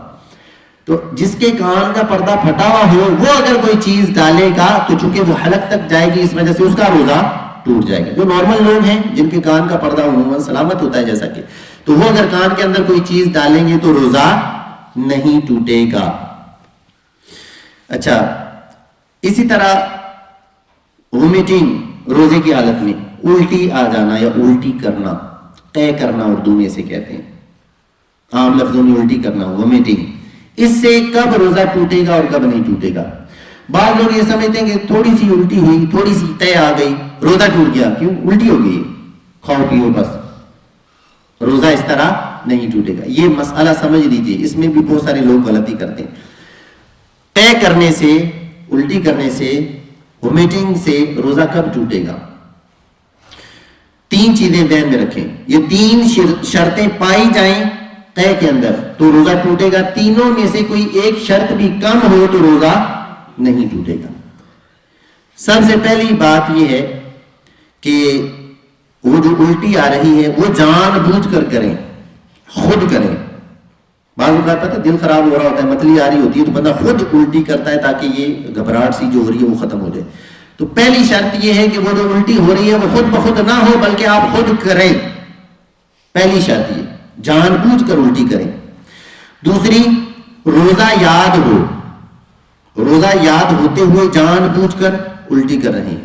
تیسری شرط, الٹی منہ بھر ہو, یعنی اتنی الٹی ہو اس کو روک نہیں سکتے. اب آ رہی ہے تو آئیے, نکلے گی. اب تکلف کے ساتھ ہی کو روکے تو روکے, وغیرہ روک نہیں سکتے. 3 شرطیں, جان بوجھ کر الٹی کی, روزہ یاد تھا اور وہ الٹی منہ بھر ہے تو ایسی صورت میں الٹی سے روزہ ٹوٹے گا. اس 3 میں سے کوئی ایک شرط بھی کم ہو تو روزہ نہیں ٹوٹے گا. مثال کے طور پر خود بخود الٹی آ گئی, تھوڑی سی آئے یا زیادہ آئے یا بہت زیادہ آئے, روزہ نہیں ٹوٹے گا. یا پھر جان بوجھ کر الٹی تو کی لیکن اس وقت جب الٹی کر رہے تھے یاد ہی نہیں تھا اس وقت یہ روزہ ہے تو بھولے سے الٹی کر دی تو اب بھی روزہ نہیں ٹوٹے گا. یا جان بوجھ کر الٹی کی اور وہ منہ بھر نہیں ہے, تھوڑی سی الٹی ہوئی, اب بھی روزہ نہیں ٹوٹے گا. تو 3 شرطیں الٹی کے اندر ہو, جان بوجھ کر الٹی کریں اور وہ الٹی منہ بھر ہو اور روزہ بھی یاد ہو تو ایسی صورت میں روزہ ٹوٹے گا, وگرنہ روزہ نہیں ٹوٹے گا. ایک اور مسئلہ بھی الٹی کے ساتھ یاد رکھیں کہ الٹی کے اندر جو چیز جسم سے خارج ہوتی ہے, جو مواد, جو مال جو نکلتا ہے, یہ سارا کا سارا نجس اور ناپاک ہوتا ہے. بالکل ایسے ہی جیسے پیشاب ناپاک ہوتا ہے. ٹھیک ہے, یہ جو کچھ الٹی میں نکلتا ہے یہ بھی کیا ہوتا ہے؟ ناپاک, نجس ہوتا ہے. کیا مطلب؟ یہ جہاں جہاں لگے گا وہ جگہ بھی کیا ہو جائے گی؟ ناپاک. الٹی کی تو ہونٹوں پر اس کے کچھ ذرات یا کچھ نہ کچھ چیز لگ جاتی ہے، منہ کے اندر کا حصہ وہ کیا ہو جاتا ہے؟ ناپاک۔ بعض لوگ کیا کرتے ہیں، جیسی الٹی ہوئی نا تو کوئی کپڑا اٹھایا اور منہ صاف کرنا شروع کر دیا، تو جس کپڑے سے منہ صاف کیا، جس کپڑے پر وہ چیز لگ گئی، وہ بھی کیا ہو جائے گا؟ ناپاک۔ صحیح ہے۔ بعض لوگ کیا کرتے ہیں، الٹی کرتے ہیں تو کہتے ہیں پانی گلاس کا دینا، ایک پانی پکڑا، گلاس پکڑا اور منہ کے ساتھ لگا لیا، تو وہ ذرات جو منہ کے ساتھ کیا، پانی گلاس ٹچ کیا تو جہاں جہاں وہ حصہ لگے گا وہ حصہ بھی کیا ہو جائے گا؟ ناپاک۔ تو الٹی میں جو کچھ نکلتا ہے یہ ناپاک ہوتا ہے، اس میں احتیاط کرنی چاہیے، اچھے طریقے سے کلی وغیرہ کر کے منہ پہلے پاک کر لیں، اس کے بعد پانی وغیرہ پیئیں۔ اسی طرح جو دودھ پینے والے بچے ہوتے ہیں بعض اوقات وہ الٹی کرتے ہیں، دودھ پینے والے بچے، اور مائیں اس میں بے احتیاطی کرتی ہیں، مسئلہ پتہ نہیں ہوتا۔ دودھ جب بچے کے پیٹ میں پہنچ جاتا ہے اس کے بعد وہ دودھ اگل دیتا ہے، اس کو کہتے ہیں دودھ اگل دینا، دودھ پھینک دینا، دودھ نکال دینا، یا دودھ کی الٹی اسے کہہ لیں آپ۔ تو وہ بعض اوقات تھوڑی سی ہوتی ہے، بعض اوقات زیادہ ہوتی ہے۔ جو بھی بچے کے پیٹ سے پیٹ میں پہنچنے کے بعد جو دودھ باہر آتا ہے یہ دودھ بھی الٹی ہے، اور یہ بھی کیا ہے؟ نجس اور ناپاک۔ اب ذرا غور کیجیے گا، جب دودھ منہ سے باہر آتا ہے تو عورتیں عموماً کیا کرتی ہیں، کوئی بھی کپڑا جو بھی پاس ہو وہ فوراً اٹھایا اور اس کا منہ صاف کر دیا، تو جہاں جہاں وہ دودھ لگا ہے وہ کپڑا بھی کیا ہو گیا؟ ناپاک۔ جس جگہ بچے کو لٹایا تھا وہاں کچھ قطرے گرے تو وہ جگہ بھی کیا ہو گئی؟ ناپاک۔ ٹھیک ہے، تو اس میں خاص احتیاط کریں، اگر کسی کپڑے وغیرہ سے بھی صاف کیا ہے تو یاد رکھیں کہ وہ کپڑا کیا ہو چکا ہے؟ ناپاک ہو چکا ہے۔ تو یہ الٹی کا مسئلہ تھا۔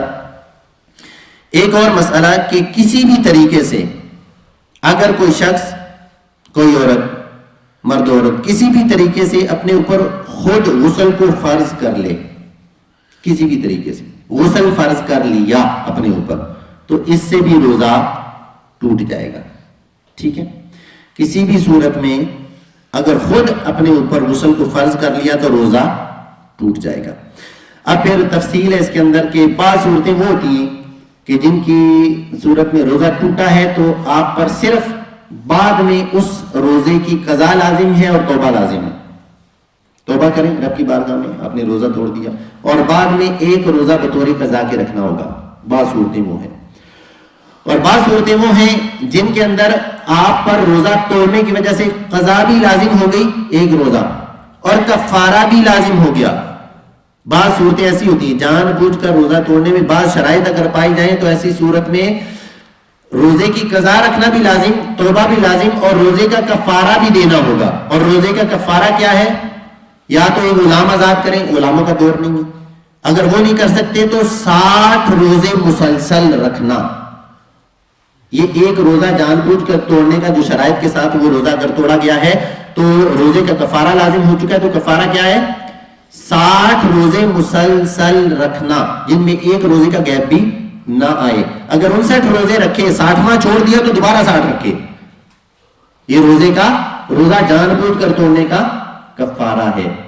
بعض صورتوں میں صرف قضا لازم آتی ہے اور بعض صورتوں میں قضا کے ساتھ کفارہ بھی آتا ہے۔ ابھی تھوڑی سی بات اور سن لیں، سمجھ لیں، اس کے اندر بہت زیادہ ڈیٹیل ہے، تھوڑی سی بات سن لیں کہ روزہ عموماً جو ٹوٹتا ہے وہ 4 طرح سے ٹوٹتا ہے۔ ایک ہے عمدن روزہ توڑا، یعنی جان بوجھ کر روزہ توڑا، کوئی چیز کھا لی، کوئی چیز پی لی، ٹھیک ہے، روزہ توڑ دیا جان بوجھ کے، عمدن یعنی جان بوجھ کر روزہ توڑنا۔ ایک ہے خطأً روزہ توڑنا، یعنی جان بوجھ کر نہیں توڑا، غلطی سے ٹوٹ گیا، کلی کر رہے تھے روزہ، یہاں تک کلی کر رہے تھے پانی نیچے اتر گیا، تو یہ ہے خطأً یعنی غلطی سے روزہ ٹوٹنا۔ تو عمدن بھی روزہ ٹوٹ جاتا ہے، خطأً بھی روزہ ٹوٹ جاتا ہے۔ ایک ہے سہون، یعنی بھول کر کوئی چیز کھا لی یا پی لی، تو بھول کر اگر کوئی چیز کھا لے پی لے تو اس سے روزہ نہیں ٹوٹتا۔ ایک ہے اکراہن، یعنی کسی نے گن پوائنٹ پر زبردستی روزہ توڑنے پر مجبور کیا، آپ کو پتا ہے روزہ نہیں توڑوں گا گولی مار دے گا، روزہ نہیں توڑوں گا جان سے جاؤں گا، روزہ نہیں توڑوں گا یہ ہاتھ پاؤں کاٹ دے گا، اور آپ کو پتا ہے یہ ایسا کر دے گا، تو ایسی صورت میں بھی روزہ توڑیں گے تو روزہ ٹوٹ جائے گا۔ تو عمدن بھی روزہ ٹوٹ جاتا ہے، خطأً غلطی سے بھی روزہ توڑا تو ٹوٹ جاتا ہے، اکراہن کسی نے مجبور کیا روزہ توڑا تو بھی روزہ ٹوٹ جاتا ہے۔ اب بھولے سے اگر کوئی چیز کھا پی لی تو اس سے روزہ نہیں ٹوٹتا. اچھا بھولے سے ایک صورت ہے جس میں روزہ ٹوٹ جاتا ہے. مثال کے طور پر روزہ رکھا ہوا ہے, پانی کا گلاس اٹھایا, یاد نہیں ہے کہ روزہ رکھا ہوا, پانی پی رہے, پانی کا پتہ ہے یوں پانی لے کے نا منہ میں تو پھر نیچے اتارا جاتا ہے, پہلے منہ میں جاتا ہے پھر حلق سے نیچے اتارتے ہیں. یوں گھونٹے کے لیا, اچانک سے یاد آیا اوہ میرا تو روزہ ہے. لوگ کیا کرتے ہیں, وہ جو منہ کے اندر پانی ہے وہ نیچے اتار لیا اور کہا کہ اوہ میں تو بھولے سے پی رہا ہوں, باقی گلاس سائڈ پہ رکھ دیا. اب مجھے آپ بتائیں, پانی کا کچھ حصہ وہ تھا جو اس نے بھولے سے پیا, اور کچھ حصہ وہ ہے جو اس نے یاد آنے کے بعد پیا. وہ کون سا؟ جو منہ کے اندر پانی کا ایک گھونٹ تھا وہ اس نے روزہ یاد آ جانے کے بعد نیچے اتار لیا. تو یاد آ جانے کے بعد جو اس نے پانی پیا, اس کی وجہ سے اس کا روزہ ٹوٹ جائے گا. صحیح ہے؟ اسی طرح کوئی چیز کھا رہے تھے, بھولے سے کوئی چیز کھا رہے تھے اور کھاتے کھاتے منہ کے اندر لقمہ ہے, وہ لقمہ بھی منہ کے اندر ہے, نیچے نہیں اترا. منہ کے اندر یاد آ گیا فوراً کہ اوہ میرا تو روزہ ہے, تو کیا کریں گے؟ وہ نیچے اتار لیں گے. اگر وہ لقمہ نیچے اتار دیا تو آپ نے گویا کہ روزہ یاد ہوتے ہوئے کوئی چیز کھا لی, روزہ ٹوٹ جائے گا. صحیح ہے؟ کیا کرنا پڑے گا؟ منہ کے اندر جو بھی پانی, جو بھی کھانا, جو بھی چیز ہے, روزہ یاد ہے تو وہ سارا کا سارا جتنا جو کچھ بھی ہے اس کو کیا کرنا ہے؟ باہر نکال دیں. اگر اس کو اندر لیں گے تو روزہ ٹوٹ جائے گا.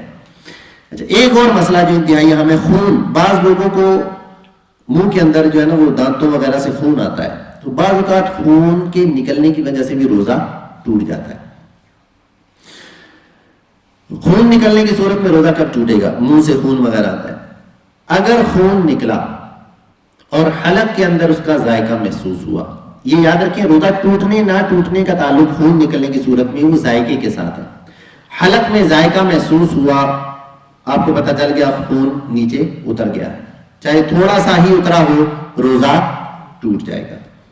اور اگر حلق سے نیچے خون نہیں اترا, آپ کو پتہ چل گیا, کسی نے بتا دیا خون نہیں کرا دانتوں سے, آپ نے اسے تھوک دیا, تو روزہ نہیں ٹوٹے گا.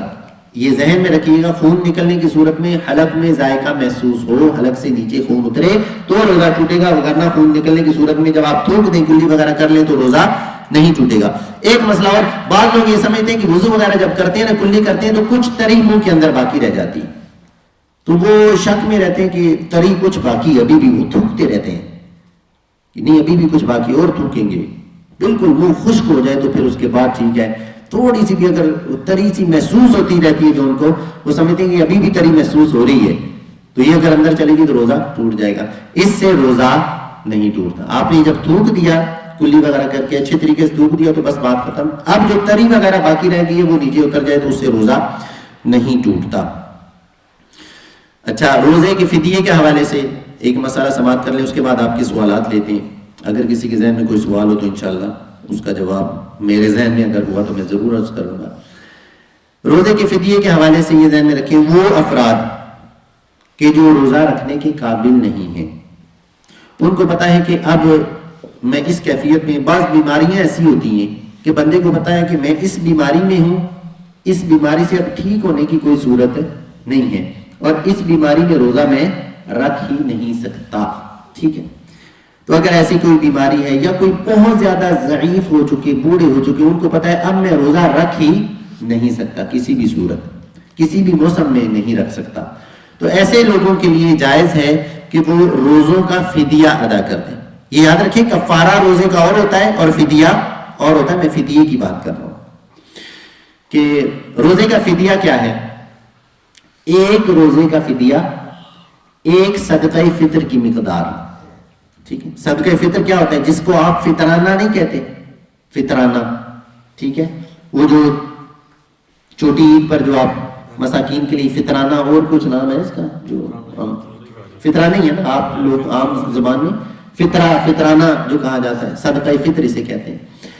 ایک صدقہ فطر کی مقدار ایک روزے کا فدیہ ہے.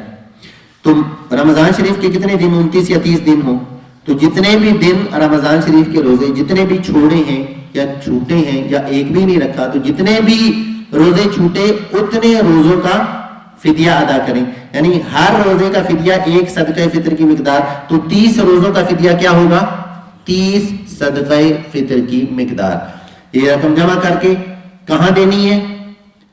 جو بھی کوئی دروازے پہ آیا مانگنے والا اسے دے دینی ہے، کوئی بھی جاننے والا ہو تو اسے دے دینی ہے؟ نہیں، یہ اسے وہاں پر آپ دے سکتے ہیں جہاں پر زکوٰۃ لگتی ہو، ٹھیک ہے؟ کسی ادارے کے اندر اگر دیں تو ساتھ بتا کر دیں کہ یہ فدیے کی رقم ہے، ٹھیک ہے؟ کھل کے بتا دیں واضح طور پر۔ زکوٰۃ دیں تو زکوٰۃ بھی بتا دیں، کسی ادارے میں جب آپ دیں تو بتا دیں یہ زکوٰۃ کی رقم ہے، جب آپ فدیے کی رقم ادا کریں تو بتا دیں یہ فدیے کی رقم ہے، تاکہ وہ سامنے والا جو ہے اسے پتا ہو یہ زکوٰۃ ہے، یہ فدیہ ہے، یہ وہیں استعمال کرنا ہے جہاں اس کی اجازت ہے، اس کے علاوہ کسی جگہ استعمال نہیں کرنا۔ اور ساتھ یہ بھی یاد رکھا کریں زکوٰۃ، فدیے کی رقم وغیرہ یہ اس کو دیا کریں جس کے بارے میں آپ جانتے ہیں کہ اسے پتا ہے کہ اسے کہاں خرچ کرنا، ٹھیک ہے؟ یہ بڑا اہم مسئلہ ہے۔ آپ زکوٰۃ یا فدیے کی رقم پتہ کس کو دے دیتے ہیں؟ آپ نے سب لوگ عموماً لوگ کیا کرتے ہیں، جو بھی مانگنے والا آیا اسے دے دیا۔ لوگ کہتے ہیں وہ کہہ رہا تھا کہ میں زکوٰۃ کا مستحق ہوں تو میں نے اسے دے دیا۔ وہ بھائی وہ تو مانگنے والا کیا کہتا ہے؟ مانگنے والے جو ہوتے ہیں ان کا مقصد صرف ایک ہے، بس پیسے مل جائیں، میں مستحق ہوں یا نہیں، بس پیسہ آ جائے کہیں سے۔ تو زکوٰۃ یا فدیہ یہ صحیح مصرف میں خرچ کرنا یہ کس پر لازم ہے؟ نکالنے والے پر لازم ہے۔ تو یہ ہماری ذمہ داری ہے کہ ہم صحیح جگہ پر اس کو خرچ کریں۔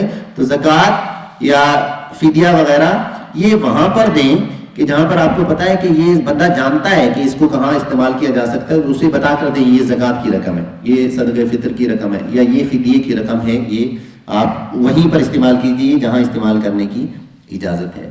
تو یہ چند مسائل تھے روزے کے حوالے سے جو آپ کے سامنے میں نے رکھے۔ بہت سارے مسائل ایسے ہیں کہ جو ادھر ہی ہیں، اندر ہی ہیں، ٹھیک ہے؟ کیونکہ وقت اتنی اجازت نہیں دیتا کہ ہم تفصیل کے ساتھ کلام کریں۔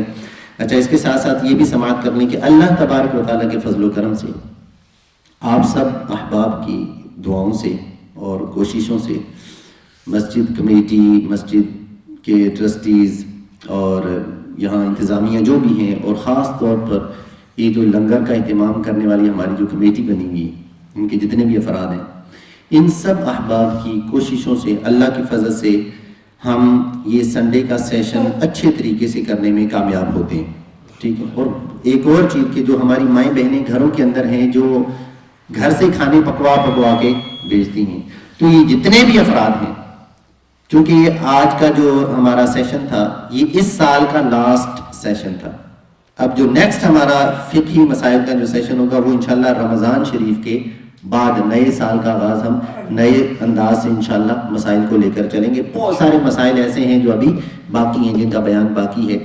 تو یہ اس سال کا آخری ہمارا سیشن تھا روزے کے حوالے سے۔